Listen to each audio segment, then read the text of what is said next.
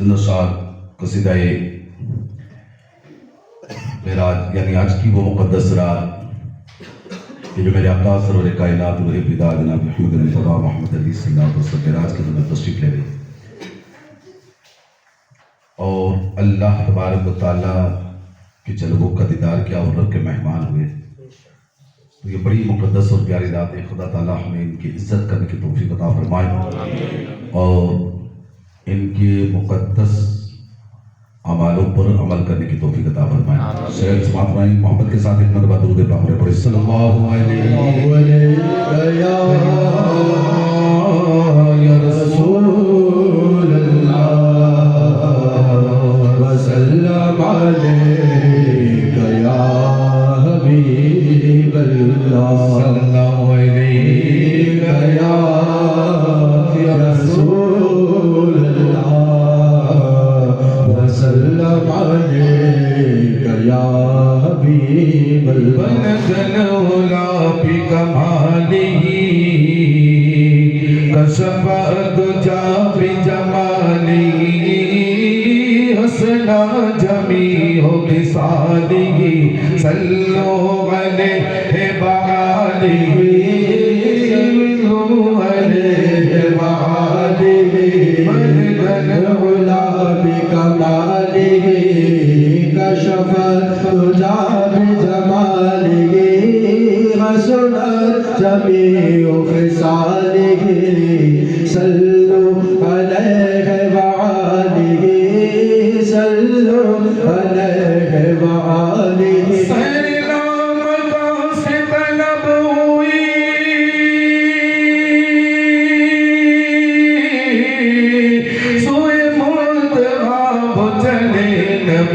کوئی حد ہے ان کے عروج کے کوئی حد ہے ان کے عروج کی بلغل اولا بکمالہ بلغل اولا بکمالہ کشف الدجا بجمالہ حسنت جمیع خصالہ صلوا علیہ وآلہ صلوا علیہ وآلہ.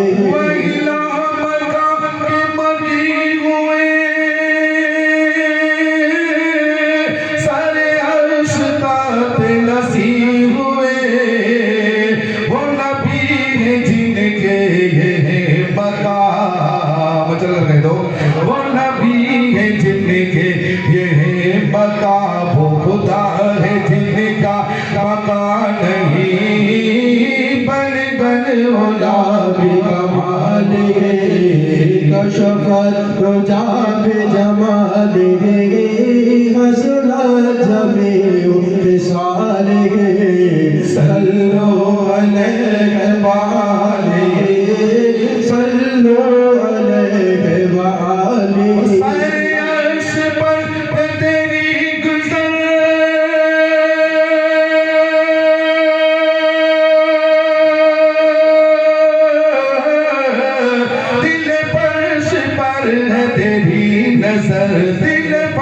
دل پر تیری ہے نظر ملکوت ملک میں کوئی شے نہیں وہ جو تجھ پہ آیا نہیں بلغل اولا بکمالہ کشف الدجا بجمالہ حسنت جمیع خصالہ صلوا علیہ وآلہ صلوا علیہ وآلہ.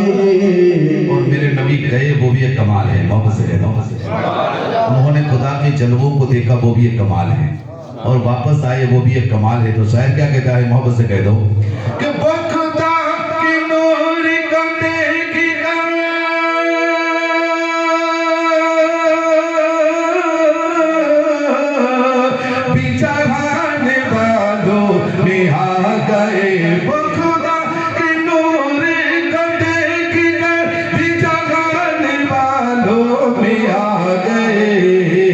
سر عرش جانا کمال کا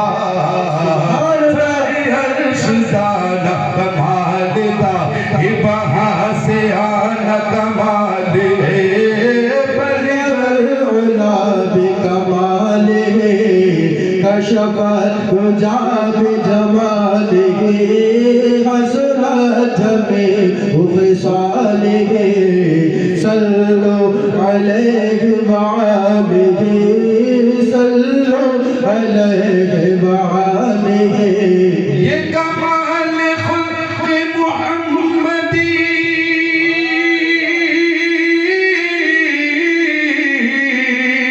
کہ ہر ایک پہ چشمے کرو رہی یہ کمال خلق محمدی کہ ہر چشمے کرم رہی سارے حشر نعرہ امتی ساری حشر نعرہ امتی حسنا جمیع خصالہ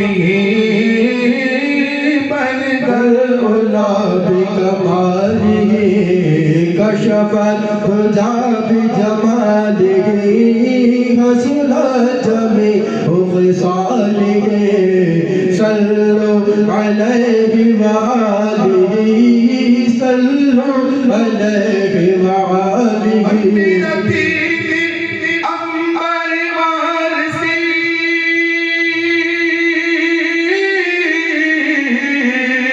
بخدار عشق محمدی میرا دل امبر وارسی بخدار عشق محمدی میرا ذکر و فکر ہے بس یہی صلو علیہ وآلہ بن کر اولاد کمالہ سبحان حجاب جمالہ حسنا جمیع خصالہ صلو علیہ وآلہ سبحان اللہ اولاد کمالہ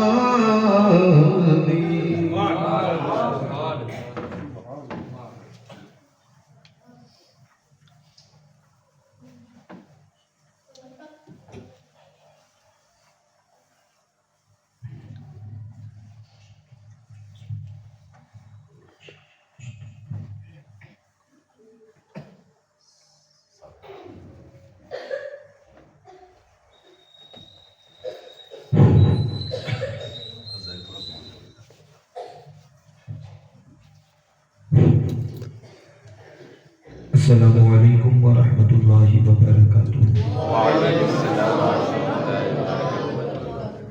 نحمده ونصلي ونسلم على رسوله الكريم اما بعد فاعوذ بالله من الشیطان الرجیم بسم اللہ الرحمن الرحیم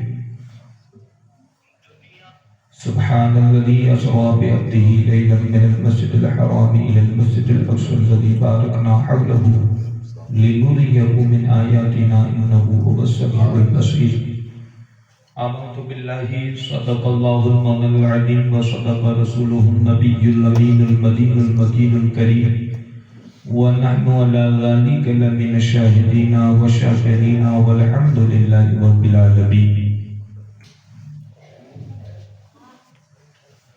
غوث اعظم بمن بے سر و ساما مدد قبلہ دی مدد کعبہ ایمان مدد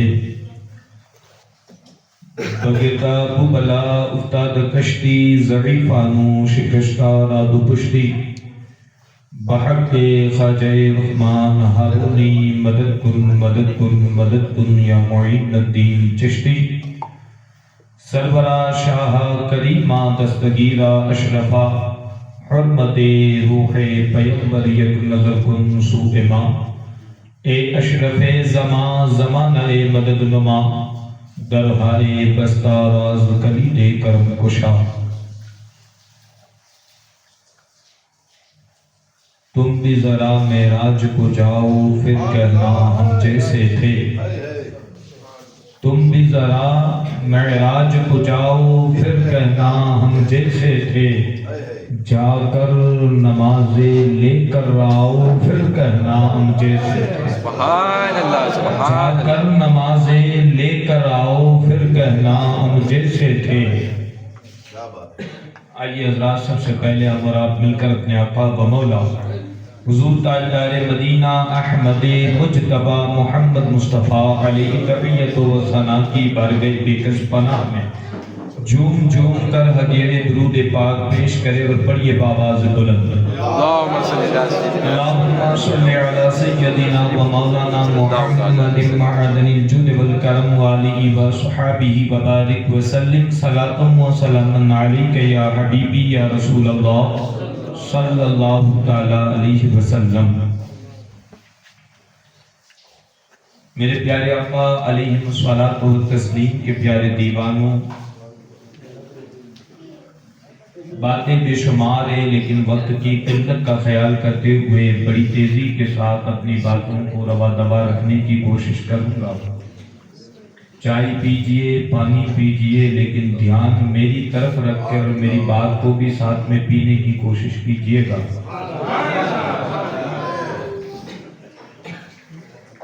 اس لیے کہ جو لوگ یہ کہتے ہیں نا سنی صرف نام کا کھانے اور پینے کا ہے، اسے یہ بھی تو یاد رہنا چاہیے کہ ہاں وہ کھاتا پیتا ضرور ہے، لیکن ساتھ میں اپنے رسول اللہ کی محبت کے جام بھی پیا کرتا ہے۔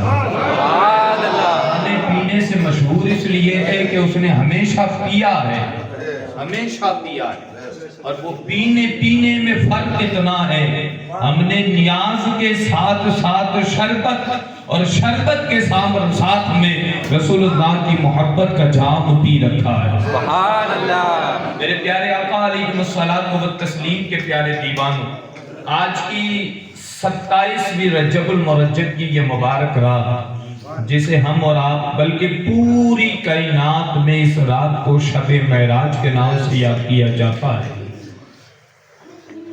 ویسے راتیں ہزاروں ہیں اور باتیں بھی ہزاروں ہیں، لیکن جس طریقے سے ہزاروں رات میں اس رات کا کوئی جواب نہیں ہے نا، ویسے ہی ہزاروں بات میں سے اس بات کا بھی کوئی جواب نہیں ہے۔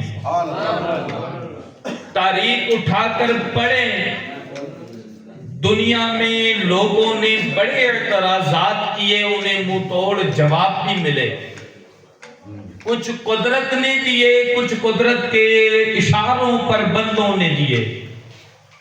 کیونکہ آج سے اگر چند سالوں پہلے کی زندگی اٹھا کر دیکھے اور کسی سے کہا جاتا نا کہ لوگ چند گھنٹوں میں مہینوں کا سفر طے کریں گے، تو وہ کہتا شاید کچھ جھوٹا ہے، یہ کب بھلا ممکن ہے۔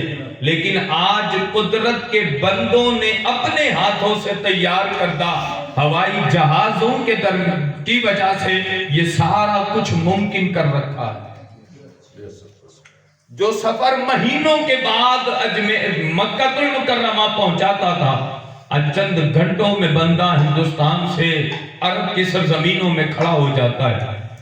یہ بندے کی بنائی ہوئی پاور کا عالم ہے، تو پھر اس وقت شاید لوگوں کو سمجھانا مشکل رہا کہ اللہ کے حبیب کو اللہ تبارک و تعالیٰ نے جو معراج میں بلایا ہے، جس کے بارے میں کہا جاتا ہے کہ زنجیر بھی ہلتی رہی، بستر بھی رہا گرم، ایک پل میں گئے اور آئے محمد صلی اللہ علیہ وسلم۔ آپ کو شاید اس زمانے میں سمجھانا تھوڑا مشکل تھا، لیکن اس زمانے میں اور آسان ہوا، اس لیے کہ جب بندوں کے بنائے ہوئے پاور، بندوں کے بنائے ہوئے آلوں میں اتنی پاور ہے کہ مہینوں کا سفر چند گھنٹوں میں طے کروا دے، تو پھر اس رب ذوالجلال کا پاور کا عالم کیا کرتا۔ سبحان اللہ۔ اور لوگ کہتے ہیں نا کہ حضور گئے کیسے، ہم نہیں مانتے۔ ہم نے کہا حضور گئے تھے ہی نہیں کبھی، اور ہم نے یہ اپنی طرف سے نہیں، ہمارا قرآن کہتا ہے حضور کبھی گئے ہے ہی نہیں۔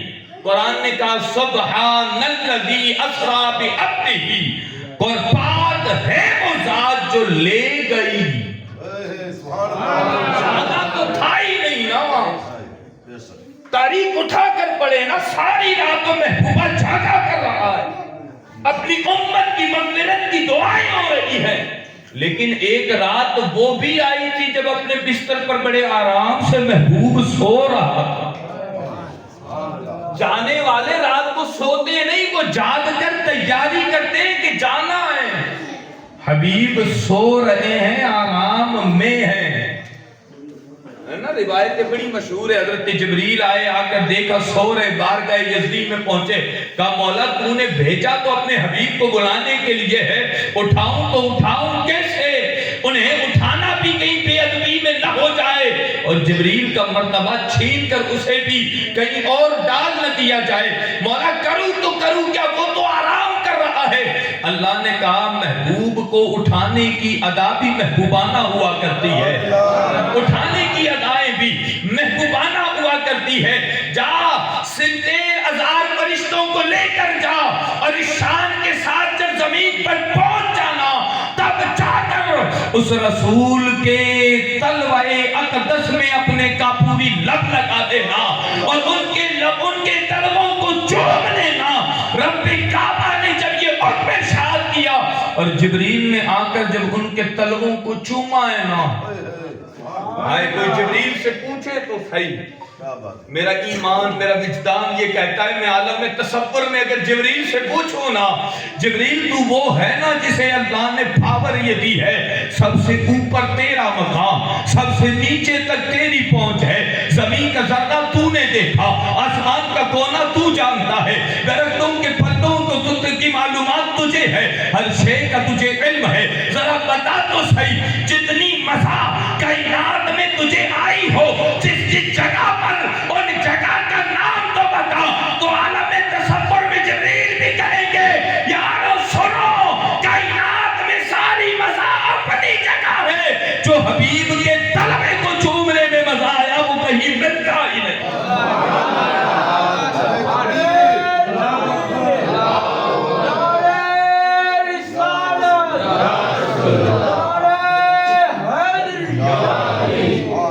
جو حبیب کے طلبوں کو چومنے میں مزہ ہے نا، وہ کہیں ملتا ہی نہیں ہے۔ میرے پیارے آقا علیہ الصلوۃ والتسلیم کے پیارے دیوانوں، تو چونکہ حضور آرام فرما تھے اور جبریل نے آ کر حضور کو اٹھایا، جگایا اور جگا کر کہنے لگے یا رسول اللہ علیہ الصلوۃ والتسلیم، رب آپ کو سلام دیتا ہے اور سلام کے ساتھ آپ کو اپنی طرف بلاتا ہے، بلاتا ہے۔ گویا بتا دیا گیا کہ محبوب گئے نہیں تھے، محبوب کو لے جایا گیا تھا۔ اور پھر ہوتا ہے نا، جیسا دعوت دینے والا ہو نا، وہ اپنی حیثیت کے مطابق اپنے مہمانوں کو بلاتا ہے نا۔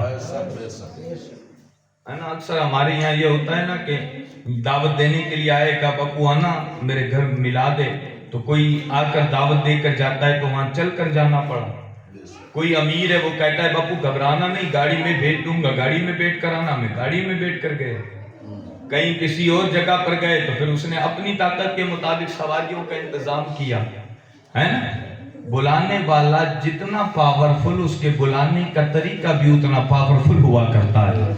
تو جو بلا رہا ہے نا، اس کی شان ان اللہ علی کل شیء قدیر، وہ ہر چاہے پر قادر ہے، وہ جو چاہے وہ کر سکتا ہے، کوئی روک ٹوک نہیں ہے، اس کی پاور کی کوئی انتہا نہیں ہے۔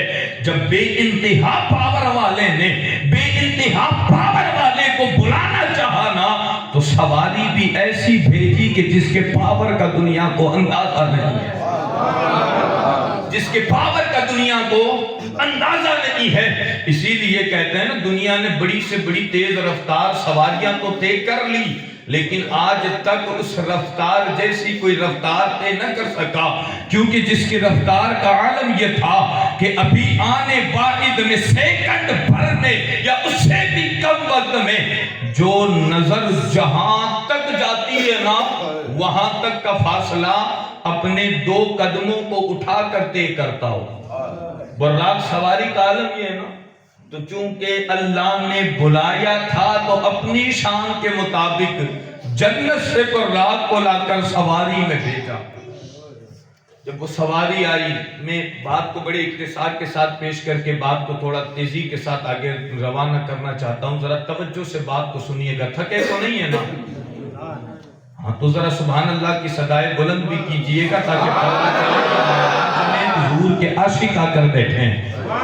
میرے پیارے آقا علیہ الصلوۃ والتسلیم کے پیارے دیوانوں، تو براق پر جب حضور سوار ہونے لگے نا، حضور کو سوار کرنا تھا نا، اس سے پہلے بھی کئی معاملات ہوئے ہے نا۔ حضور علیہ الصلوۃ والتسلیم کے سینے کو چیرا گیا، حضور کے دل اقدس کو نکالا گیا، معرفت و علوم و رموز کے ان سے سینے کو بھرا گیا، پھر واپس سینے اطہر کو سینے میں رکھا گیا، پھر اللہ کے حبیب کو آب کوثر سے یا آب زمزم سے، الگ الگ روایتوں کے مطابق آب زمزم سے غسل دیا گیا۔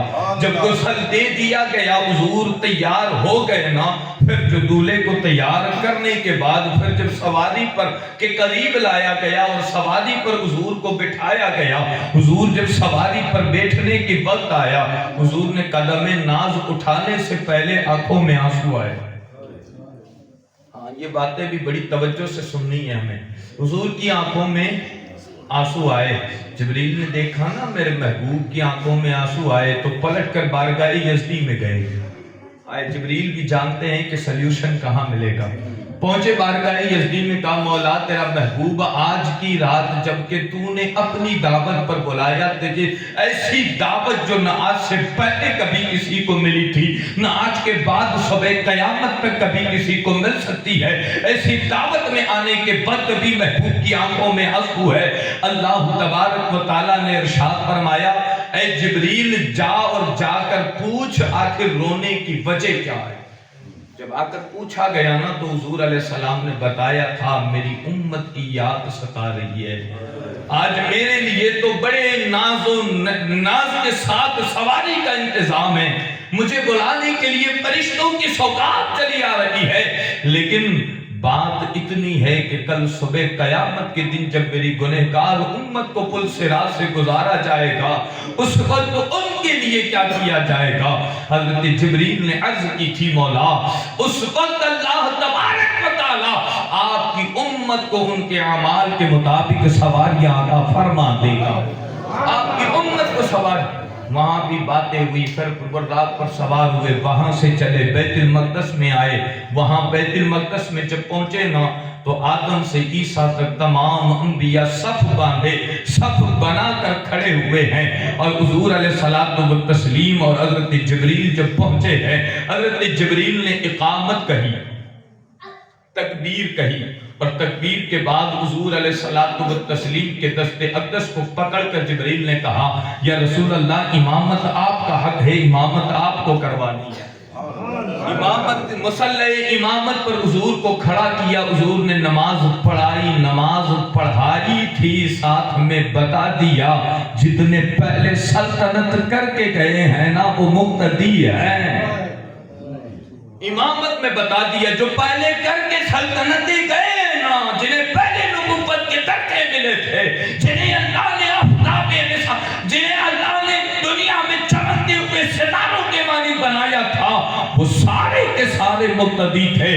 اصل بادشاہ امامت تو اب جلوہ گر ہوا ہے، اب جلوہ گر ہوا ہے۔ اور جب حضور علیہ السلام نے امامت کی، نماز پڑھائی، نماز ختم ہوئی، مما ختم ہونا چاہیے تھا نا لیکن نہیں، پھر اللہ نے سیر کو اور آگے بڑھایا، پھر وہ پہلے آسمان پر پہنچے۔ عجائبات ہزاروں ہیں، میرے پاس وقت نہیں میں ان عجائبات کی طرف جاؤں، ایک اشارہ خاکوں کا اشارہ پیش کرنے کی سعادت حاصل کر کے بات کو بڑی تیزی سے آگے بڑھاؤں۔ پھر پہلے آسمان پر نبی سے ملاقات، دوسرے پر نبی سے ملاقات، تیسرے پر نبی سے ملاقات، چوتھے پر موسیٰ کلیم اللہ سے ملاقات، عیسیٰ روح اللہ سے ملاقات، چھٹے پر پانچویں پر ملاقات، چھٹے پر ملاقات، ساتویں پر ملاقات، تمام نبیوں سے ملاقات، آدم سے ملاقات، عیسیٰ سے، سب سے ملاقات۔ پھر جنت کی سیر کرائی گئی، جنت میں حضرت ادریس کی ملاقات، پھر جنت سے نکلے، جہنم کی سیر کروائی گئی، جہنم کو دیکھ کر پھر جب نکلے حضور علیہ السلام پہنچے سدرۃ المنتہا پر، جبریل رک گئے یا رسول اللہ اب میری حد آ گئی، یا رسول اللہ اب میری حد آ گئی، اب آگے میں نہیں جا سکتا، اب آگے آپ جائیں، اب آگے آپ جائیں۔ ہر چیز کی ایک حد ہوتی ہے، ہر چیز کی ایک حد ہوتی ہے. حضرت جبریل کی حد بھی اللہ نے سدرۃ المنتہا رکھی ہے. جب حد پر پہنچ کر جبریل رک گئے نا، مصطفیٰ اور آگے تشریف لے گئے. جب لامکان کی سیر میں گئے، لامکان میں فقاب قوسین او ادنا، جب دو تیر کے کمان جو ہوتے ہیں نا، ان دو کمانوں کو سامنے یوں ملایا جائے نا، ان کے درمیان جتنا فاصلہ رہتا ہے اتنا یا اس سے بھی کم فاصلہ جب رہا، تب اللہ تبارک و تعالیٰ نے کہا محبوبہ اب تو رک. یہاں حضور کی حد ہے، کہا محبوبہ اب تو رک. پھر اللہ خود آگے بڑھا، پھر اللہ خود آگے بڑھا اور آگے بڑھ کر استقبال بھی کیا، لوگوں کو بتا دیا کہ عقل والوں نے گھبراؤ، محمد میرا خدا نہیں، مگر یہ بات اپنے ذہن میں نقش کر لو، محمد خدا سے جدا نہیں. یہ بھی بتا دیا گیا وہ خدا نہیں، اس لیے فقاب قوسین او ادنا یہ ان کی منزل تھی. لیکن پھر اور آگے بڑھ کر یہ بھی بتا دیا وہ خدا تو نہیں لیکن خدا سے جدا بھی نہیں. وہ خدا تو نہیں لیکن خدا سے جدا بھی نہیں ہے. میرے پیارے آقا علیہ الصلوۃ والتسلیم کے پیارے دیوانوں جب پہنچے نا جلوائے خاص میں تو حضور نے کہا تھا التحیات للہ والصلوات والطیبات. حضور کہتے ہیں ساری عبادت مولا تیرے لیے، جو بدن سے کی وہ تیرے لیے، جو دولت سے کی وہ تیرے لیے، جو نظروں سے کی وہ تیرے لیے، ساری عبادتیں مولا تیرے لیے. جب اللہ کی حمد بیان کرتے ہوئے، اللہ کی توحید بیان کرتے ہوئے اپنی عبادتوں کا قبلہ مولا کو بنایا نا، تو پھر اللہ نے پھر سامنے جواب دیتے ہوئے کہا السلام علیک ایھا النبی، اے نبی تجھ پر سلام ہو، ورحمت اللہ اور اللہ کی رحمتیں ہو، وبرکاتہ اور اس کی برکتیں نازل ہو. جب یہ بات اللہ نے کہی نا، حضور دیکھے غمخوار کتنے ہیں امت کے. حضور نے کہا نا اے پروردگارا صرف مجھ پر نہیں، السلام علینا وعلی عباد اللہ الصالحین، مولا صرف مجھ ہی پر نہیں بلکہ تیرے ہر نیک بندے پر بھی تیرا سلام ہو. یہاں پھر امت کو یاد کیا، یہاں پھر امت کو یاد کیا، اور پھر اللہ تبارک و تعالیٰ اور محبوب کے درمیان راز و نیاز کی باتیں ہونے لگی. وہ اللہ بہتر جانتا ہے اس نے کیا دیا، وہ لینے والا محبوب بہتر جانتا ہے کہ اس نے کیا لیا. ہاں اتنا بس اتنا سا ہمیں تو پتا ہے کہ نہ ان کے فاصلوں کی، نہ اس وقت کے فاصلوں کا کسی کو معلوم ہے کہ وہ کتنا وقت تھا جس میں اللہ نے اپنے حبیب سے ملاقاتیں کی ہیں. نہ یہ معلوم ہے کہ وہ اللہ تبارک و تعالیٰ نے، ہمیں تو بس اتنا معلوم ہے چونکہ یہ کہا گیا کہ زنجیر بھی ہلتی رہی، بستر بھی رہا گرم، ایک پل میں گئے اور آئے محمد کو بچا دی تھی کہ کائنات جتنی بھی ہے نا وہ ساری کے ساری کائنات کی جان محمد مصطفیٰ ہے.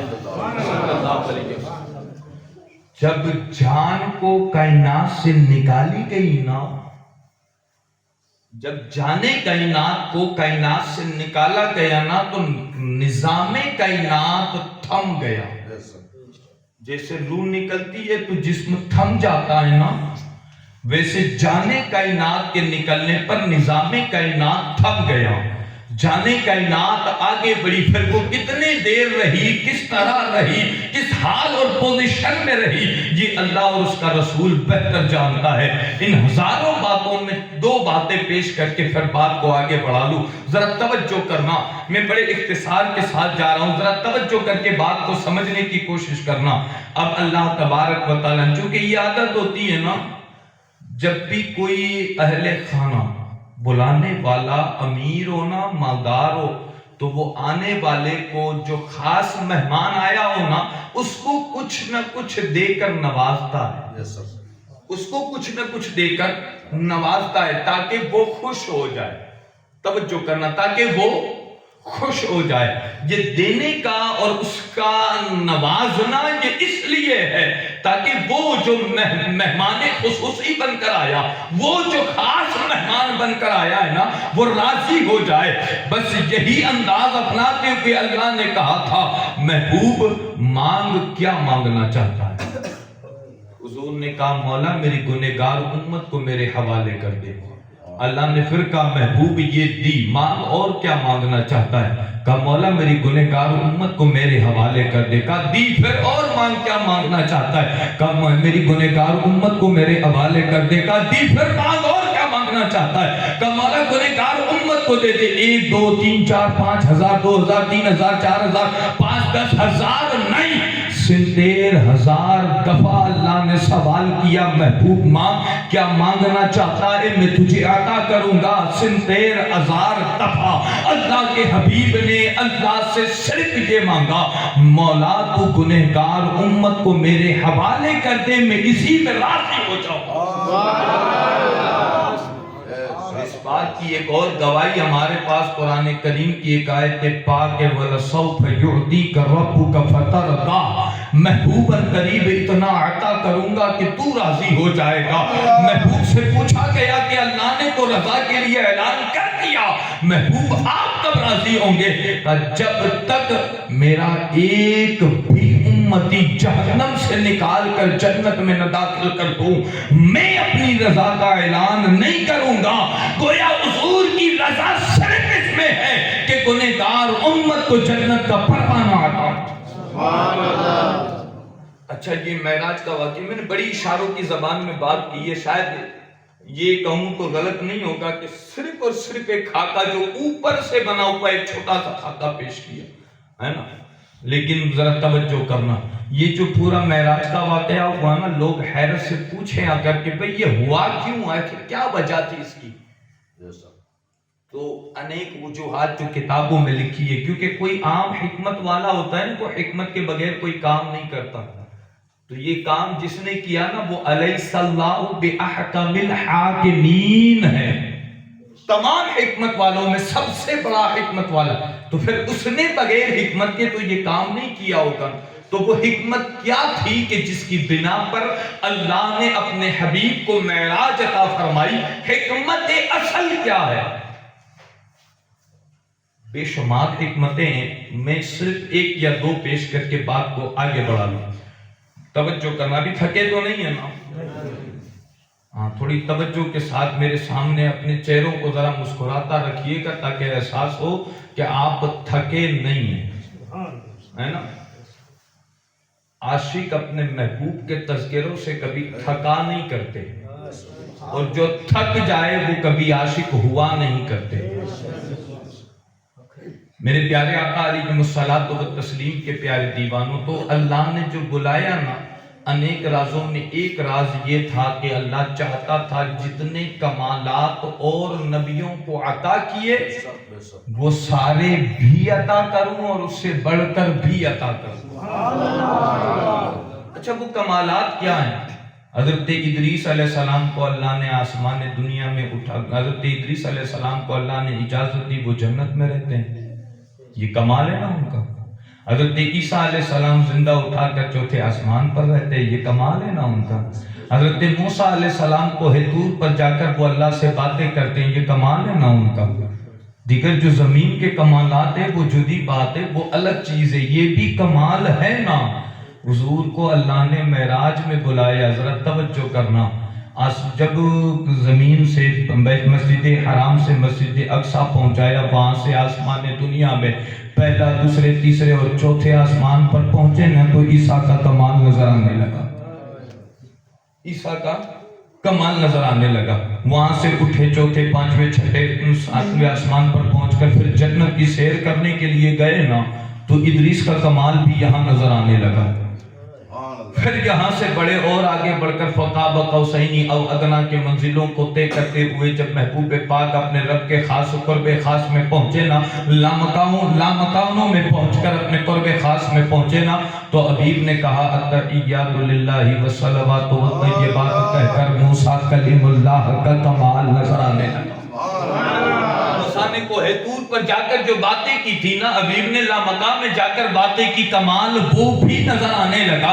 کہا حبیبہ یہاں تک کہ کمال اوروں کو بھی عطا کیے تھے، اب تجھے وہ کمال عطا کرنا ہو جو نہ تجھ سے پہلے کبھی کسی کو نصیب ہوا اور نہ قیامت کی صبح تک کسی اور کو نصیب ہوگا، اور وہ کمال یہ ہے تو مجھے دیکھ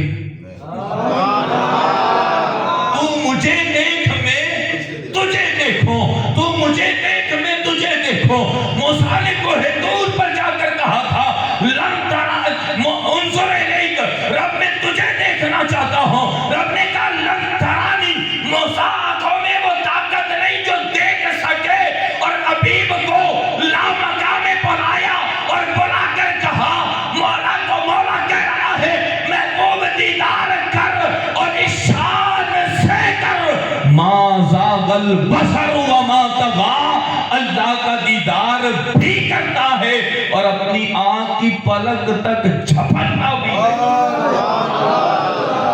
ما زاد البصر وما طغى، اللہ کا دیدار بھی کرتا ہے اور پلک کو جھپکتا بھی نہیں ہے۔ تو جو کمال اوروں کو تھے وہ تو مل جائیں، جو کسی کو نہ تھا وہ بھی مل جائے۔ اس سے پہلے بارہویں شریف میں نے ایک وضاحت کے طور پر ایک بات سمجھانے کی کوشش کی تھی، جو تھے انہیں معلوم ہوگا، میں اشارہ کر کے بات سمجھا کر پھر بات کو سمیٹنے لگوں، میرا وقت اختتام کو پہنچ گیا۔ ذرا توجہ کرنا کہ جو جتنا قریب ہوتا ہے نا وہ مرتبے میں اتنا بلند و بالا ہوتا ہے۔ کچھ پہنچے کچھوں کو پہنچاتا ہوں، ذرا توجہ کرنا۔ جو جتنا قریب ہوتا ہے وہ اتنا بلند و بالا ہوتا ہے۔ اللہ نے معراج میں حبیب کو بلا کر وہ قرب نصیب فرما کر بتایا کہ اس سے بڑھ کر بھی کوئی ہے جو اللہ کے قریب ہو۔ یہی تو وجہ تھی نا، امام کہتے سب سے اعلیٰ وہ اعلیٰ ہمارا نبی، سب سے بالا وہ بالا، سب سے اعلیٰ وہ اعلیٰ، سب سے بالا وہ بالا، اپنے مولا کا پیارا، دونوں عالم کا دلہا، دونوں عالم کا دلہا، اس کی دو بوند ہے کوثر و سلسبیل، ہے وہ رحمت کا دریا، سارے اچھوں میں اچھا، سمجھئے جسے ہے اس اچھے سے اچھا۔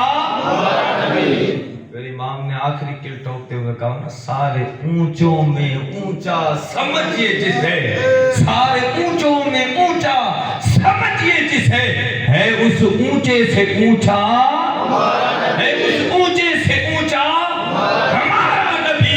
یہ عقیدہ اسی لیے ہے کہ جو قرب اللہ نے معراج میں مصطفیٰ جان رحمت کو عطا کیا، نہ وہ کسی کو ملا ہے اور نہ قیامت تک کسی کو مل سکتا ہے۔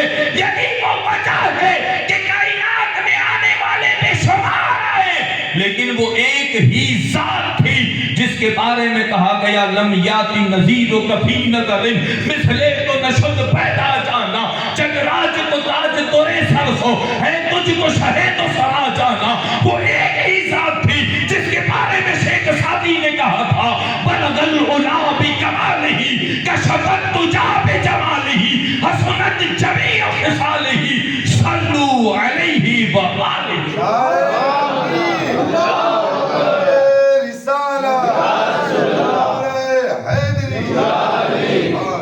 وہ واحد ایک ذات تھی، بلغ العلا بکمالہ، پہنچے کمال کو، پہنچے کمال کو، بلندیوں کو پہنچے صرف اور صرف اپنے کمال کی بنیاد پر۔ بلغ العلا بکمالہ، اپنے کمال کی وجہ سے بلندیوں کو پہنچے۔ کشفت تجا بجمالہ، کائنات کے اندھیروں کو چیر کر کائنات میں حسن کی لڑیاں بکھیرتے نظر آ رہے ہیں۔ وہ صرف اور صرف اپنے حسن مبارک سے، اپنے حسن سے، حسنت جمیع خصالہ، کیا ہی اچھی عادتیں ہیں ان کی۔ یہاں تک تو شیخ سعدی نے کہا تھا، کیا بات ہے، یہاں تک تو شیخ سعدی نے کہا تھا، چوتھا مصرع مل نہیں رہا تھا، بڑے غور سے سوچ رہے تھے کیا لکھوں کیا لکھوں کیا لکھوں کیا لکھوں کیا لکھوں، آنکھیں بند ہوئی، آنکھیں بند ہوئی، کہاں کی؟ سر کی آنکھیں بند ہوئی، دل کی آنکھیں کھل گئی۔ مصطفیٰ جان رحمت خود تشریف لائے، کہا بیٹا شیخ سعدی ذرا وہ سنا تو صحیح جو تو لکھ رہا ہے۔ شیخ سعدی وہ سنا تو صحیح جو تو لکھ رہا ہے۔ کہ حضور ابھی مکمل نہیں ہوا، کا بتا تو صحیح۔ کہنے لگے بلغ العلا بکمالہ کشفت تجا بجمالہ حسنت جمیع خصالہ۔ محبوب کہتے پھر کہنا صلو علیہ وآلہ، صلو علیہ وآلہ، کہ جو جو تو نے باتیں کہی ہیں آخر میں ایک ہی چیز رہ جاتی ہے جو اتنے کمال کا ہے کہ اپنے کمال سے سب سے بلند ہے، جو اتنا حسین ہے کہ کائنات کو اجالا عطا کرتا ہے، جو اتنا مبارک ہے کہ اس جیسی عادتیں کسی کی نہیں ہے۔ پھر تو حق حق بنتا ہے نا تو پھر سب مل کر ان پر اور ان کی آل پر درود پاک پڑھ صلو علیہ وآلہ، تو درود بھیجو ان پر اور ان کی آل پر۔ میرے پیارے آقا علیہ الصلوۃ والتسلیم کے پیارے دیوا، ہے اجازت؟ میرا وقت اختتام کو پہنچ چکا ہے، لیکن پھر بھی اگر آپ کی اجازت ہو تو آج 5-10 منٹ زیادہ لینا چاہتا ہوں، ہے نا؟ دل سے اجازت عطا کرتے ہیں نا، تو ایک دفعہ ذرا بلند آواز سے کہیے سبحان اللہ۔ ہاں، یہ سبحان اللہ ہے نا، بڑا وزنی چیز ہے۔ سبحان اللہ ہے نا، یہ بڑی وزنی چیز ہے۔ جانتے ہیں کتنی وزنی چیز ہے؟ ایک دفعہ دل سے سبحان اللہ کہنا یہ اتنا وزن رکھتا ہے کہ ترازو لے کر تول کر ایک پڑلے میں پوری کائنات کو رکھو اور ایک پڑلے میں صرف سبحان اللہ کو رکھو نا، کائنات ہلکی پڑ جائے گی، سبحان اللہ بھاری ہو جائے گا۔ تو اس لیے تذکرہ حبیب پر سبحان اللہ کہہ دیا کرے، فائدہ آپ کا ہی ہے۔ قیامت کے دن ذرا سوچے، اتنی وزنی چیز جب ہمارے نامہ اعمال میں آئے گی تو پھر ہمارے لیے اور کیا چاہیے؟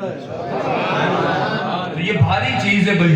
ہاں، وہ فضیلتیں اپنی جگہ پر ہے، جنت میں درخت لگتا ہے، یہ ہوتا ہے، وہ ہوتا ہے، وہ ساری چیزیں بھی ہیں، لیکن ایک فضیلت یہ بھی ہے۔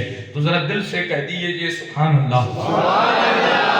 اب ذرا توجہ کریں، اللہ نے معراج میں اپنے حبیب کو جو کمالات عطا کیے نا، دنیا مل کر بھی اس کو شمار نہیں کر سکتی، وہ نہیں سمجھ سکتی، اور پھر سمجھے بھی کیسے؟ اللہ نے خود جو بیان کیا نا تو وہ یہی کہا تھا، سبحان الذی اسریٰ بعبدہ لیلا من المسجد الحرام الی المسجد الاقصی الذی بارکنا حولہ لنوریہ من آیاتنا۔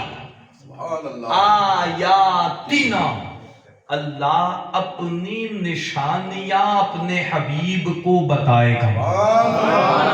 اللہ نے اپنی نشانیاں اپنے حبیب کو بتائی۔ اللہ کی نشانیاں بھی بہت ہی بلند و بالا ہے نا، کیونکہ جنت ایک نشانی ہے، دوزخ ایک نشانی ہے، عرش ایک نشانی ہے، سدرۃ المنتہا ایک نشانی ہے، عیسیٰ کا زندہ رہنا ایک نشانی ہے، صفا اور مروہ بھی ایک نشانی ہے۔ تو اللہ کی نشانیاں جتنی بھی کائنات میں ہے نا، وہ ساری کے ساری دکھائی۔ مولا کیوں دکھائی تو نے اپنے حبیب کو اپنے تمام تر نشانیاں؟ بات اصل یہ ہے کہ حضرت ابراہیم نے پتھر پر کھڑے ہو کر اللہ کی بارگاہ میں دعا کی، مولا میں دیکھنا چاہتا ہوں تو نے کائنات کو کیسا بنایا۔ وہ ذات ہے نا، ان اللہ علی کل شیء قدیر، وہ ہر چاہے پر قادر ہے۔ تو اس نے پھر حضرت ابراہیم علیہ نبینا علیہ الصلوۃ والتسلیم کو اسی پتھر پر کھڑے کائنات کا نظارہ کروایا، پوری روئے زمین کا نظارہ کروایا۔ ابراہیم کو یہاں نظارہ کروایا، معراج میں مصطفیٰ کو نشانی بتا کر بتایا کہ ابراہیم سا بھی معجزہ ہی نہیں ہے۔ ہاں، وہ کمال ہے نا، وہ کمال حسن حضور ہے کہ گمان نقص جہان ہے۔ گمان نقص کہتے ہیں کہ جو ہمارے ذہنوں میں چھبی چھپے، جب ہم تصور کریں نا میٹھے پانی کا، تو جو پانی ہماری نظروں میں سامنے بند آنکھوں میں نظر آتا ہے نا، اسے نقص کہتے ہیں۔ تو وہ کمال حسن حضور ہے، حضور کے کمال کا حسن ایسا ہے کہ گمان نقص جہاں نہیں، جہاں میں کوئی بھی وہ گمان نہیں کر سکتا۔ ہاں، وہ کمال حسن حضور ہے کہ گمان نقص جہاں نہیں، یہی پھول خار سے دور ہے، یہی شمع ہے کہ دھواں نہیں، یہی شمع ہے کہ دھواں نہیں۔ ہاں، یہ امام کا اپنا انداز ہے۔ خیر، میں ابھی ان اشعاروں کی طرف نہیں جانا چاہتا، بات بڑی دور نکل جائے گی۔ اصل چیز جو سمجھانا چاہتا تھا نا، جس کے لیے میں نے وقت لیا، وہ یہ تھی کہ اس سفر معراج میں اللہ تبارک و تعالیٰ نے، ہمارے اندر ایک چیز ہوتی ہے، جب کوئی اچھی دعوت ہمیں نصیب ہو نا، تو ہم پھر تھوڑا آس پاس کم دیکھتے ہیں، دعوت کی طرف تھوڑا ہے نا، ہماری یہ چیز بڑی آسان سے لفظوں میں سمجھ میں آئے ایسی بات سمجھانا چاہتا ہوں. ہماری یہ بات ہوتی ہے نا کہ ہم وہ چیز پہلے دیکھتے ہیں جس میں ہمارا فائدہ ہو، پھر دوسروں کا بعد میں سوچتے ہیں. لیکن ذرا توجہ کرے، حبیب کو اتنی بڑی عظمت ملی نا، پھر بھی براق پر سوار ہونے سے پہلے ہمیں دیکھا تھا.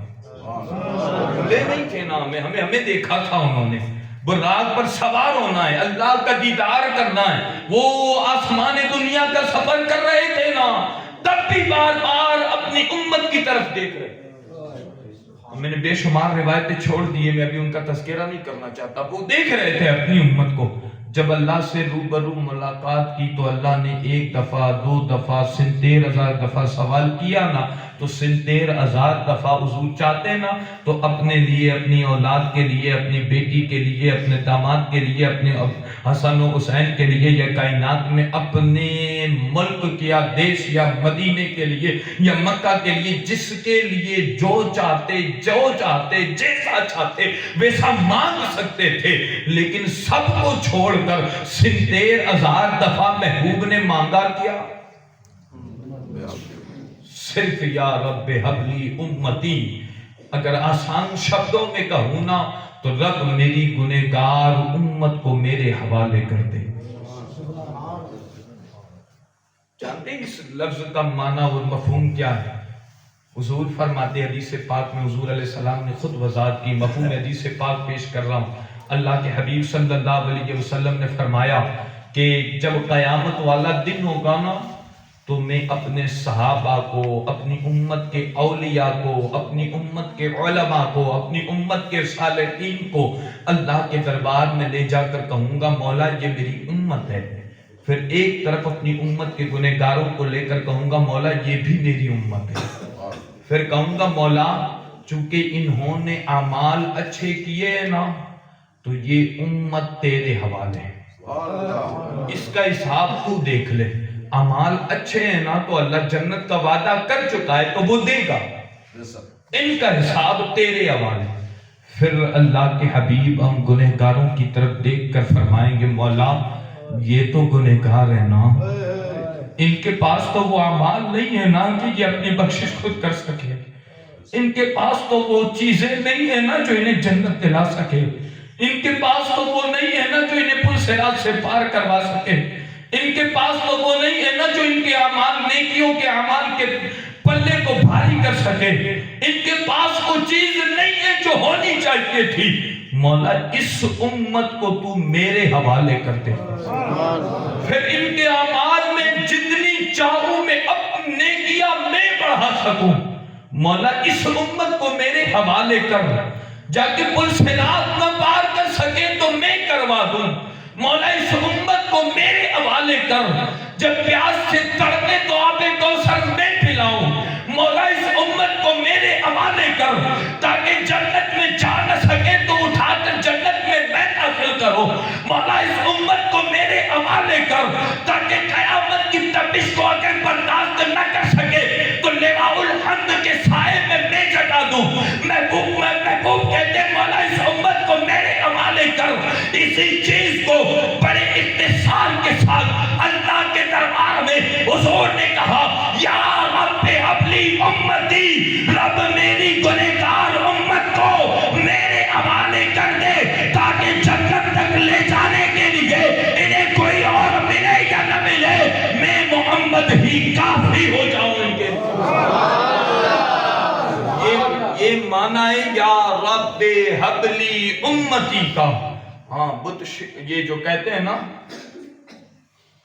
رب حبلی امتی کہتے ہوئے پیدا ہوئے، حق نے فرمایا کہ بخشا الصلاۃ والسلام. حضور نے ہمارے لیے اتنا سب کچھ کیا.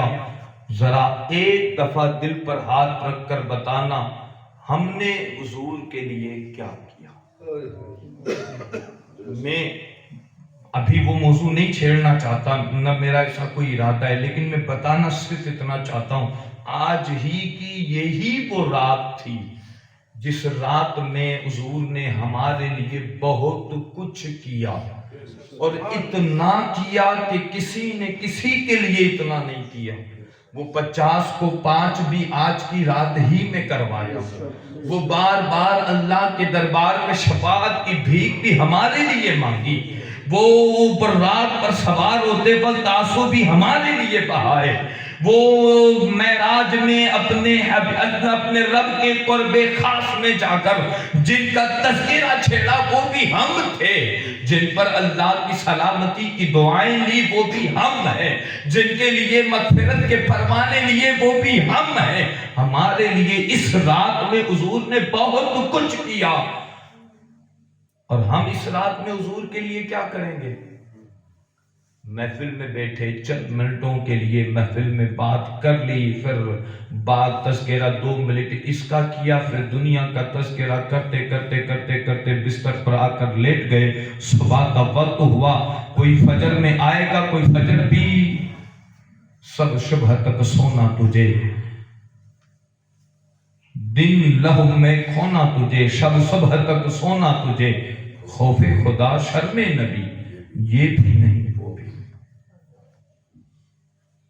میں اس جملے میں جو آج کی رات کی فضیلت سمجھا رہا ہوں نا، شاید ہزاروں روایتوں کے ذریعے وہ بات سمجھ میں نہ آئے، بالکل چھوٹے انداز میں ایک ہی بات میں ساری چیزوں کو نچوڑ کر پیش کر رہا ہوں کہ یہ وہ رات ہے جس رات کو واقعی سچ میں اللہ کے حبیب نے ہمارے لیے سب سے بڑی عید بنائی۔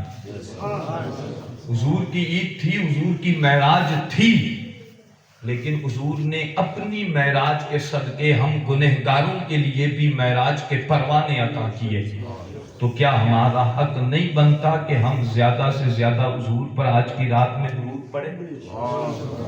کیا ہمارا حق نہیں بنتا کہ ہم کلام پاک کی تلاوت کر کے بارگاہ رسالت میں ہدیے بھیجیں؟ کیا ہمارا حق نہیں بنتا کہ ہم نوافل کی شکل میں کچھ نمازیں پڑھ کر اپنی گناہوں کی توبہ کریں؟ کیا ہمارا حق نہیں بنتا کہ ہم اپنے اس روٹھے ہوئے رب کو منانے کی کوشش کریں؟ کیا ہمارا حق نہیں بنتا کہ جس حبیب کو ہم نے رلایا ہے اس حبیب کی آنکھوں سے آنسو پوچھ کر اس رسول کے چہرے پر مسکراہٹیں لائیں؟ شاید بات پلے نہ پڑے لیکن بات سچ ہے۔ حضور نے کہا تھا نا، میری امت کے اعمال مجھ پر 8 دن میں 2 دن پیش کیے جاتے ہیں۔ جب برے اعمال ہوتے ہیں نا تو مجھے رونا آتا ہے، میں رونے لگتا ہوں، جب اچھے اعمال ہوتے ہیں تو میں مسکرا پڑتا ہوں۔ تو ہمارے اعمال جب حضور کی دربار میں جاتے ہوں گے تو ہم نے کیا کیا، تو کیا ہمارے حق یہ نہیں ہے؟ یاد رکھنا، اللہ نے جتنا بلند و بالا معجزہ حضور کو عطا فرمایا نا، اس معجزے میں اتنی ہی بلند و بالا طریقے سے اللہ کے حبیب نے اپنی امت کا خیال بھی کیا تھا۔ تو چونکہ اس حبیب نے ہمارا خیال کیا تو ہم پر بھی لازم ہے کہ ہم بھی ذرا اس حبیب کا خیال کر لیں۔ اگر بات سمجھ میں آئی ہو، اللہ کرے سمجھ میں آئی ہو، تو ایک ہی چیز سب کے لیے کافی ہے، اور اگر سمجھ میں نہ آئی ہو تو پھر زندگی بیکار ہے۔ وما علینا الا البلاغ۔